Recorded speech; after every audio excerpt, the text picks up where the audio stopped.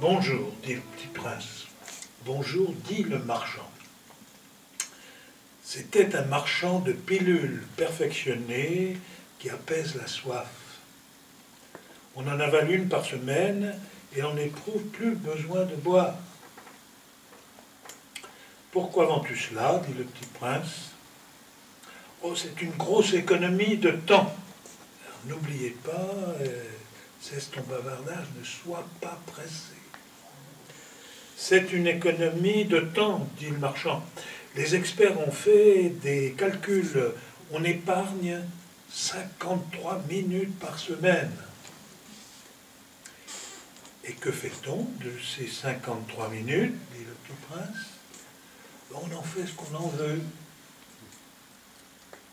Voici la suite, c'est la perle. Moi, se dit le petit prince à lui-même, si j'avais 53 minutes à dépenser, je marcherais tout doucement vers une fontaine.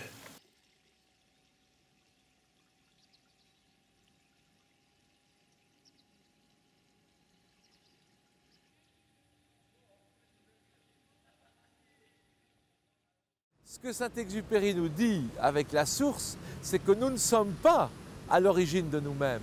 Nous n'existons pas par nous-mêmes, nous ne sommes pas notre propre créateur. Et donc nous devons revenir en quelque sorte dans le niveau dont nous sommes issus. Et c'est pour ça que le petit prince retourne sur sa planète à la fin. Et évidemment, il y a là l'affirmation d'une vie après la mort. J'aurai l'air d'être mort, mais ce ne sera pas vrai.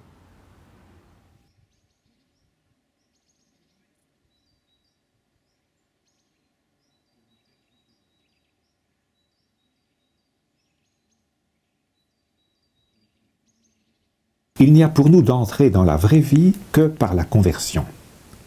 Le Seigneur lui-même le dit, « Si vous ne vous convertissez et ne devenez comme des petits-enfants, vous n'entrerez pas dans le royaume des cieux. » Toujours Matthieu 18, 3.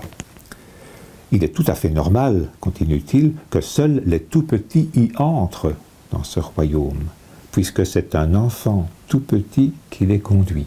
Isaïe 11, 1, Emmanuel. Et toujours Isaïe, c'est même dans ce but qu'il nous est né et nous a été donné, dans ce but de nous conduire vers l'enfance.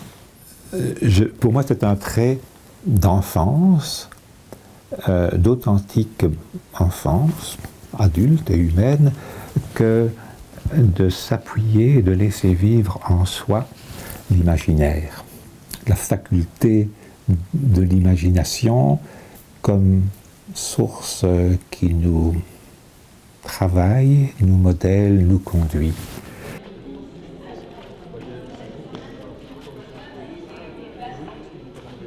Et l'idée, c'était qu'ensuite, chaque artiste participant retourne dans son atelier et traduise l'expérience vécue à Bombay dans la rencontre avec les enfants, mais également dans la découverte de l'Inde, de sa réalité, traduise en une expression personnelle ce vécu.